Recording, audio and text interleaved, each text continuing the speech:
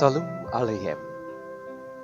Saudara-saudara, kita semua pada saat ini bersyukur karena berkat Tuhan yang luar biasa dalam kehidupan kita. Di tengah keterbatasan yang ada, saya yakin dan kita semua percaya bahwa kasih Kristus tidak terbatas untuk kita. Pada saat ini, kita akan memasuki ibadah khusus dan kiranya Tuhan memampukan kita untuk mendengar dan melakukan setiap sabdanya dalam hidup kita. Kiranya Tuhan senantiasa menaungi dan memberkati saudara kini hingga selamanya. Selamat beribadah dan Shalom Aleichem.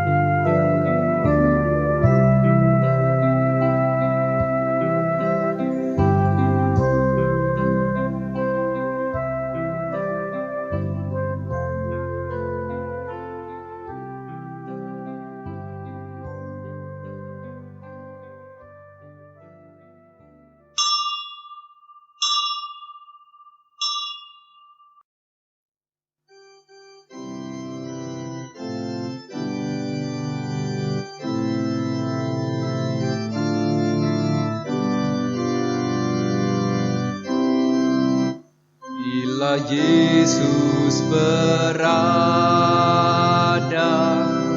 di tengah keluarga, bahagialah kita, bahagialah kita. Ibadah minggu ini berlangsung dalam nama Allah Bapa, Putra dan Roh Kudus. Amin. Amin. Amin. Damai Kristus besertamu.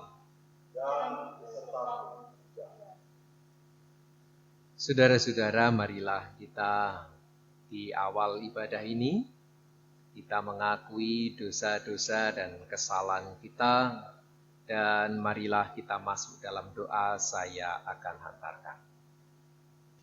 Allah Bapa kami yang bertahta dalam kerajaan surga yang mulia, yang berkarya dalam Kristus Yesus Juru Selamat dunia, dan yang menjadi sumber kekuatan dalam Roh Kudus. Pada saat ini Tuhan, kami bersyukur Engkau telah memberkati dan memberikan kami keluarga yang penuh dengan damai sejahtera. Kami juga bersyukur Tuhan, Engkau telah memberikan keselamatan yang sempurna kepada kami dan keluarga kami. Namun kami mengakui Tuhan, di tengah-tengah berkat-Mu yang melimpah, kerap kali kami melupakan akan kasih setia-Mu, kerap kali kami melupakan akan pertolongan-Mu. Karena itu Tuhan, kami mohon ampunilah dosa-dosa kami. Haleluya. Amin. Di dalam Kristus engkau diampuni. Di dalam Kristus engkau juga diampuni. Karena itu nasihatilah seorang akan yang lain, dan saling membangunlah kamu seperti yang memang kamu lakukan. 1 Tesalonika pasal 5 ayat 11. Demikian berita anugerah dari Tuhan. Syukur kepada Allah. Kidung Jemaat 424 bait pertama, Yesus menginginkan datang.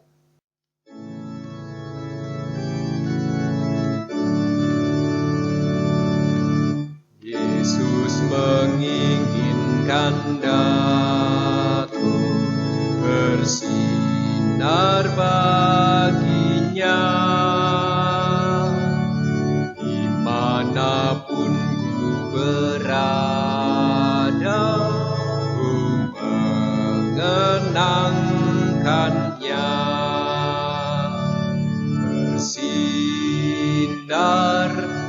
bersinar. Itulah kehendak Yesus, bersinar,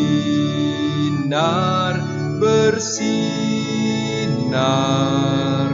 Aku bersinar terus. Kita akan menerima sabda Tuhan. Mari kita bersama berdoa, saya akan hantarkan. Terima kasih Tuhan atas pengampunan yang telah Engkau berikan dan atas anugerah yang telah Engkau berikan kepada kami semua.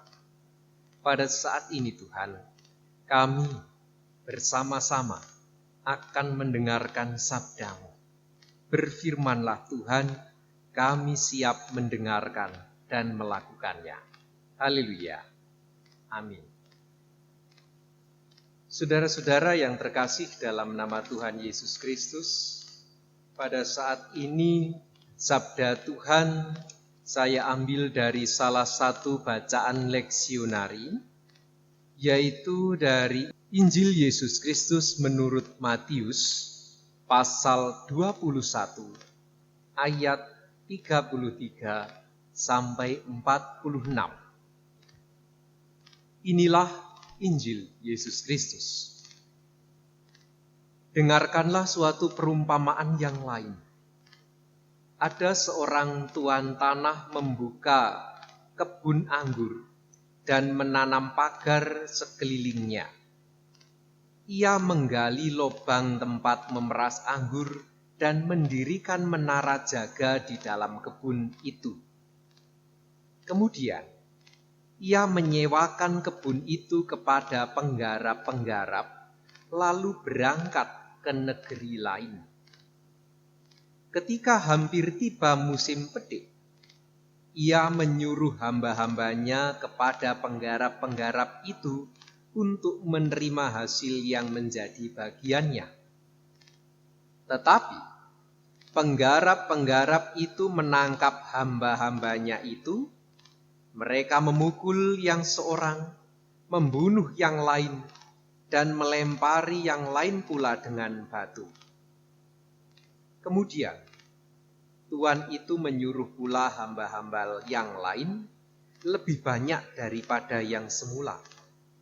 Tetapi, mereka pun diperlakukan sama seperti kawan-kawan mereka.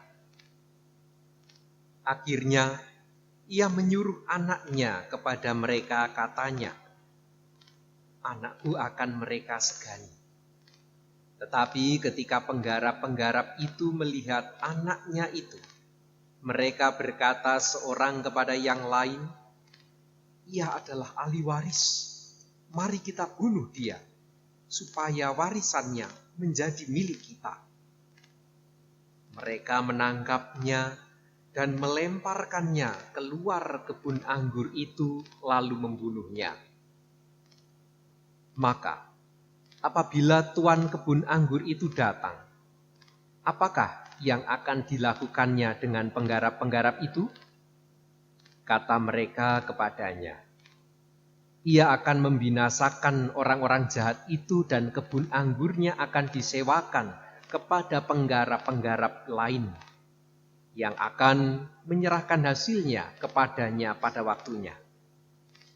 Kata Yesus kepada mereka, "Belum pernahkah kamu baca dalam kitab suci, batu yang dibuang oleh tukang-tukang bangunan telah menjadi batu penjuru? Hal itu terjadi dari pihak Tuhan, suatu perbuatan ajaib di mata kita. Sebab itu, aku berkata kepadamu, bahwa kerajaan Allah akan diambil daripadamu dan akan diberikan kepada suatu bangsa yang akan menghasilkan buah kerajaan itu. Dan barang siapa jatuh atas batu itu, ia akan hancur, dan barang siapa ditimpa batu itu, ia akan remuk." Ketika imam-imam kepala dan orang-orang Farisi mendengar perumpamaan-perumpamaan Yesus, mereka mengerti bahwa merekalah yang dimaksudkannya. dan mereka berusaha untuk menangkap dia. Tetapi mereka takut kepada orang banyak, karena orang banyak itu menganggap dia nabi. Demikianlah Injil Yesus Kristus. Yang berbahagia ialah mereka yang mendengarkan firman Tuhan dan yang memeliharanya. Haleluya. Haleluya. Haleluya. Haleluya.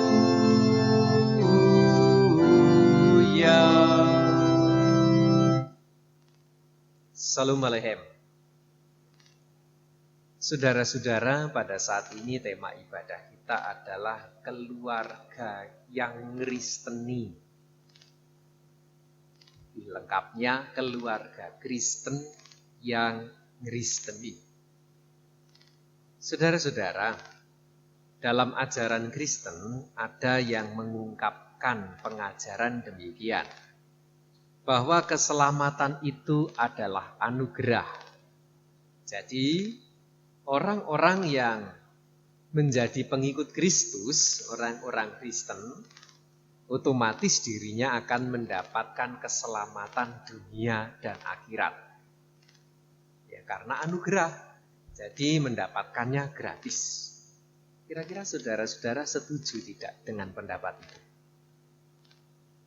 Kalau saya setuju. Asalkan hidup kita di dunia ini Kristeni. Jadi, hidup kita itu bisa berbuah dengan buah-buah yang baik. Seperti di ayat 43 tadi. Sebab aku berkata kepadamu bahwa kerajaan Allah akan diambil daripadamu dan akan diberikan kepada suatu bangsa yang akan menghasilkan buah kerajaan itu. Keselamatan itu anugerah. Menjadi Kristen pasti kita memperoleh keselamatan di dunia dan sampai akhirat. Asal hidup kita berbuah. Saudara-saudara, buah dari keluarga Kristen itu yang seperti apa? Itu menjadi pertanyaan, buah yang bagaimana? Galatia pasal 5 ayat 22 sampai dengan ayat 23 mengatakan demikian. Galatia pasal 5 ayat 22 sampai 23. Tetapi buah roh ialah kasih, sukacita, damai sejahtera, kesabaran, kemurahan, kebaikan, kesetiaan, kelemah lembutan, penguasaan diri. Yaitulah buah yang harus kita hasilkan. Nah, ada kata-kata yang menjadi penting di ayat 23 ini. Tidak ada hukum yang menentang hal-hal itu. Artinya, buah-buah roh yang ada dalam Galatia 5 ini adalah standar umum bagaimana orang hidup di dunia ini. Termasuk standarnya orang Kristen. Standarnya orang percaya. Kan? Tidak ada yang menentang hal ini. Dari kasih, sukacita, damai sejahtera, kesabaran, kemurahan, kebaikan. Ini jadi standar orang hidup di dunia. Nah, yang jadi pertanyaan, orang Kristen atau keluarga Kristen membuahkan buah-buah roh tadi dengan sepenuhnya apakah bisa? Kasih bayangel kok sabar. Sabar bayangel kok pengendalian diri. Saudara-saudara, memang tidak mudah. Untuk hidup dan menghasilkan buah itu tidak mudah. Tetapi Rasul Paulus dalam Filipi pasal 3 ayat 4b sampai 14 di sana mengajarkan kita beberapa hal. Dari Filipi pasal 3 ayat 4b. Saya akan bacakan untuk kita semua 4b sampai dengan 14, terutama ayat 10 dan sampai ayat 14. Demikian. Filipi pasal yang ketiga ayat 4b Terutama saya akan baca dari ayat 10. Yang ku kehendaki ialah mengenal Dia dan kuasa kebangkitannya dan persekutuan dalam penderitaannya, di mana aku menjadi serupa dengan Dia dalam kematiannya, supaya aku akhirnya beroleh kebangkitan dari antara orang mati. Bukan seolah-olah aku telah memperoleh hal ini atau telah sempurna, melainkan aku mengejarnya. Kalau aku dapat juga menangkapnya, karena aku pun telah ditangkap oleh Kristus Yesus. Saudara-saudara, aku sendiri tidak menganggap bahwa aku telah menangkapnya, tetapi ini yang kulakukan. Aku melupakan yang telah ada di belakangku dan mengarahkan diri kepada apa yang di depanku, dan berlari-lari kepada tujuan untuk memperoleh hadiah, yaitu panggilan surgawi dari Allah dalam Kristus Yesus. Jadi di ayat ini memang untuk mencapai atau membuahkan buah-buah roh yang sempurna itu memang hal yang sulit. Tetapi Rasul Paulus mengajarkan kita yang pertama.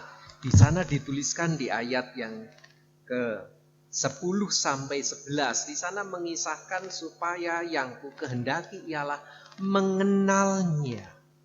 Mengenal Dia dalam kekuasaan kebangkitannya. Mengenal Tuhan itu menjadi penting bagi kepercayaan kita dalam Tuhan Yesus Kristus. Karena itu Tuhan Yesus mengatakan, akulah jalan, kebenaran, dan hidup. Saudara-saudara, jadi ayat ini ingin mengatakan bahwa mengenal Allah itu penting. Lalu yang kedua, di sana juga Rasul Paulus mengajar kita untuk mengikut Tuhan dan senantiasa berlari menuju tujuan.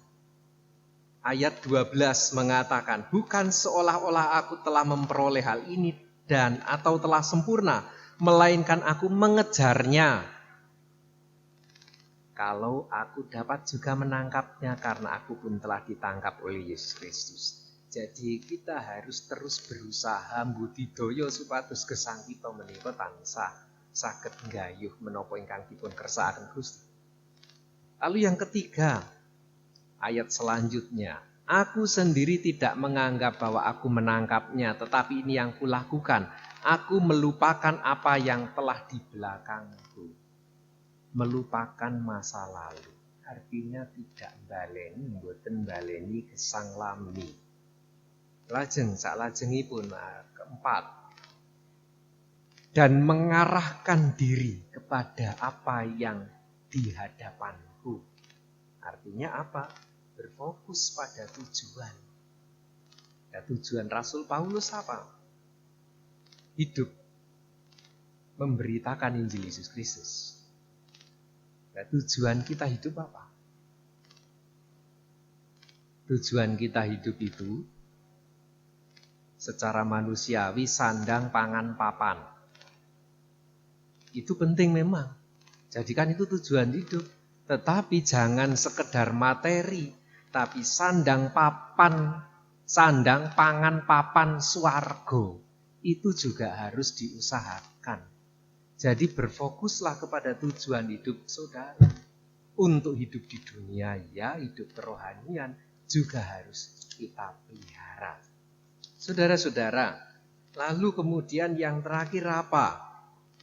Kalau kita melihat di dalam bacaan saudara dalam Filipi pasal 4, pasal 3 ayat 14. Dan berlari-lari kepada tujuan. Mburu tujuan. Dan mburu tujuan menika menapa berlari-lari. Paulus ingin menandaskan bahwa usaha itu harus dilakukan sesegera mungkin.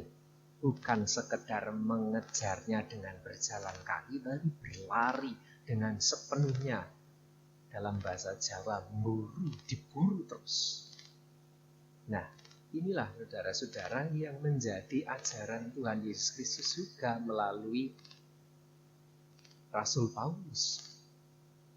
Supaya hidup sempurna di dalam dunia, keluarga itu berbuah, itu harus melakukan paling tidak 5 hal tadi.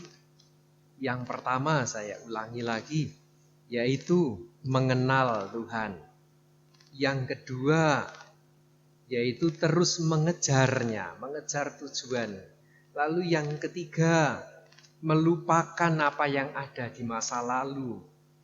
Lalu kemudian mengarahkan diri, ya, mengarahkan diri kepada tujuan, fokus pada tujuan. Lalu kemudian yang terakhir, berusaha dan berusaha dan berusaha. Ini pula yang harus kita lakukan di dalam hidup kita berkeluarga. Karena pada saat ini adalah bulan keluarga, maka 5 hal itu juga harus ada dalam keluarga kita, supaya keluarga kita menjadi keluarga Kristen yang ngeristeni. Itu penting sekarang, apalagi dalam suasana yang serba terbatas ini. Kalau dalam surat Efesus pasal 6 ayat 1-9, di sana diceritakan bagaimana anak-anak harus bangun turut atau taat kepada orang tua dalam segala hal. Lalu yang kedua, orang tua juga harus mendidik anaknya dengan baik. Jangan timbulkan amarah dalam hati anak-anakmu, tetapi didiklah dengan penuh kebijaksanaan. Lalu yang berikutnya, di sana juga berpesan agar seorang hamba itu mentaati tuannya. Artinya ketika kita bekerja dalam pekerjaan harus taat pada aturan. Sebagaimana sekarang dalam situasi pandemi COVID-19, ketaatan kita kepada protokol kesehatan itu adalah wujud ketaatan kita sebagai warga negara kepada pemimpin-pemimpin kita, utusan Tuhan juga. Lalu, begitu juga para bendoro atau tuan-tuan. Di sana juga tidak diperkenankan untuk berbuat seenaknya terhadap anak-anak buahnya. Pemimpin tidak boleh seenaknya, tetapi harus menganggap mereka sepadan. Saudara-saudara yang terkasih, marilah pesan-pesan pada saat ini senantiasa kita hidupi dalam kehidupan keluarga kita. Dimulai dari keluarga kita. Berbuahlah untuk keluarga saudara-saudara. Begitu juga saya. Berbuahlah untuk keluarga terlebih dahulu. Baru kemudian ke lingkup yang lebih luas dan lebih luas lagi. Kiranya Tuhan senantiasa berkati. Amin. Salam alaikum. Mari kita masuk dalam saat ini.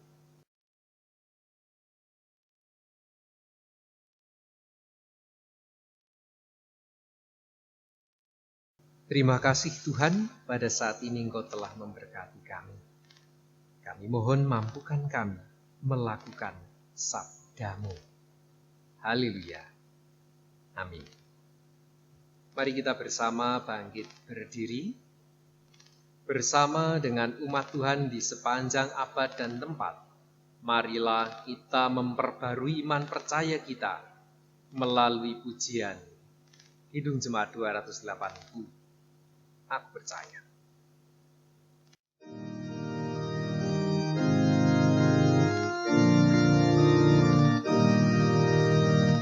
Aku percaya Allah yang kekal, yang oleh sabda kita kenal. Bapa pencipta alam semesta, yang mengasihi manusia. Aku percaya Putra Tunggalnya yang disalibkan di Golgota, yang dari kubur bangkit dan menang, naik ke surga dalam terang.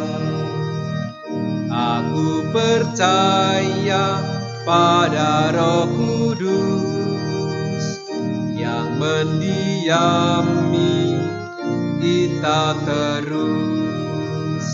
Aku percaya gereja yang esa, menjadi suci di dalamnya.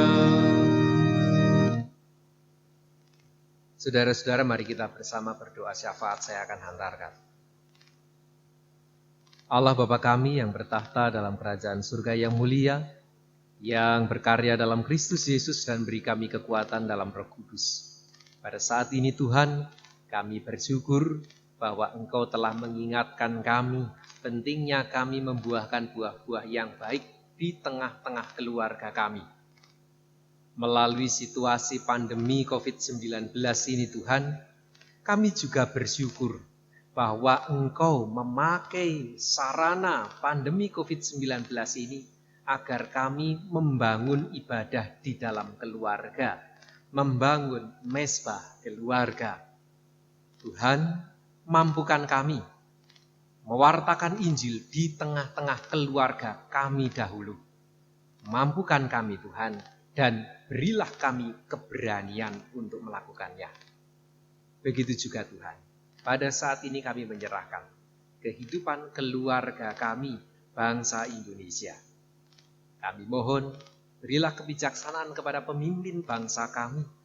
Dan kami mohon Tuhan, ajarlah kami semua sebagai warga negara untuk bisa bekerja sama memerangi COVID-19 ini. Kami juga berdoa untuk gereja-gereja. Kiranya senantiasa pelayanan yang ada semakin diperlengkapi. Begitu juga setiap warga gereja, baik yang beribadah di gedung gereja maupun beribadah di rumah. Kami yakin dan percaya Tuhan bahwa Roh Kudus-Mu senantiasa memberkati dan menaungi kami semua. Tuhan, pada saat ini kami juga menyerahkan persembahan yang telah kami kumpulkan, kami siapkan. Kami mohon sucikanlah sehingga menjadi sarana pelayanan yang ada di tempat kami masing-masing untuk kemuliaan nama-Mu. Dan nanti kami juga akan melanjutkan ibadah kami dalam kehidupan hari lepas hari. Kami mohon Tuhan, berkatilah dan pimpinlah kami. Haleluya. Amin. Mari kita bersama bangkit berdiri, kita memuji Tuhan dari Kidung Jemaat 451 bait yang kedua. Kidung Jemaat 451 bait yang kedua.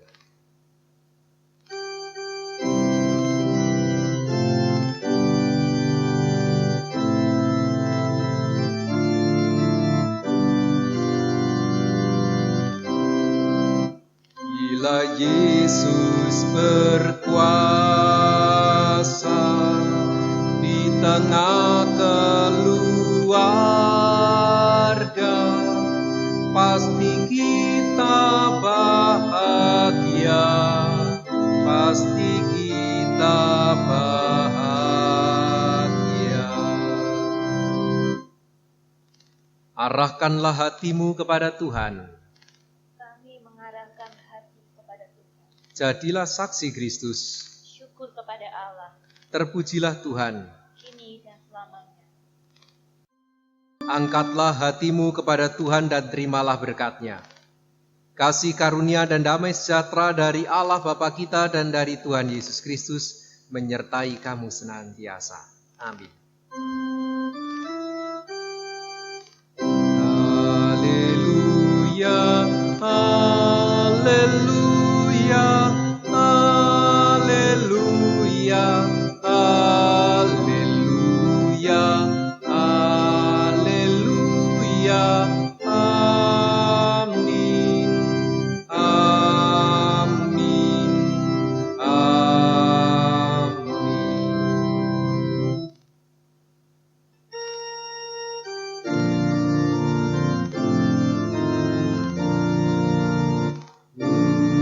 Tuhan Allah beserta engkau sampai bertemu kembali.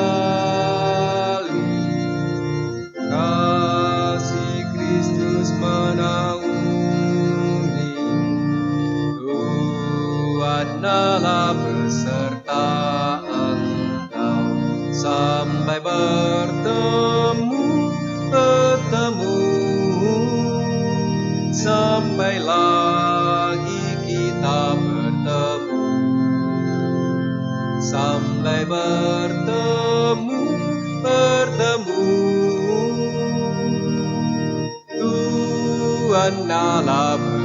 cinta